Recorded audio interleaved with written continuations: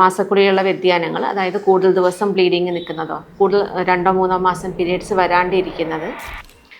Hi, ഞാൻ doctor Chandini, consultant gynaecologist, Eranad hospital, അലക്കര. വളരെ കോമൺ ആയിട്ടുള്ളൊരു അസുഖമാണ് PCOS.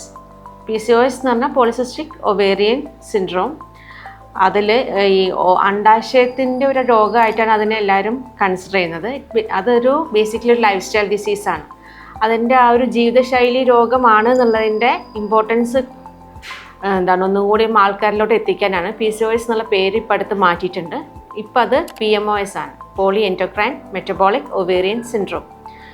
മാസക്കുടിയുള്ള വ്യതിയാനങ്ങൾ, അതായത് കൂടുതൽ ദിവസം ബ്ലീഡിങ് നിൽക്കുന്നതോ, കൂടുതൽ 2-3 മാസം പീരിയഡ്സ് വരാണ്ടിരിക്കുന്നത്, വളരെ കുറച്ച് ദിവസം മാത്രം പീരിയഡ്സ് വരുന്നത്, അതിൻ്റെ കൂടെ രോമ വളർച്ച, മുഖക്കുരു, അമിതമായ തടി, മൂഡ് സ്വിങ്സ് ആയിട്ട് വരുന്നത്, ആൻസൈറ്റി ആയിട്ടോ അല്ലെങ്കിൽ ഡിപ്രഷനായിട്ടോ ഒക്കെ വരുന്നതെല്ലാം ഈ അസുഖത്തിൻ്റെ ഭാഗമാണ്. ഇതിൻ്റെ കൂടെ സ്കാൻ ചെയ്യുമ്പോൾ അണ്ടാശയത്തിൽ ചിലപ്പോൾ കുമിളകൾ പോലെ ഫോളിക്കിൾസിൻ്റെ ഗ്രോത്ത് അറസ്റ്റ് ചെയ്തതായിട്ട് നമുക്ക് കാണാം. അതല്ല, ഒരു സിസ്റ്റ് അല്ല, അത് അണ്ടാശയത്തിലുള്ള അണ്ടങ്ങളുടെ വളർച്ച മുരടിച്ചു പോകുന്നതാണ്.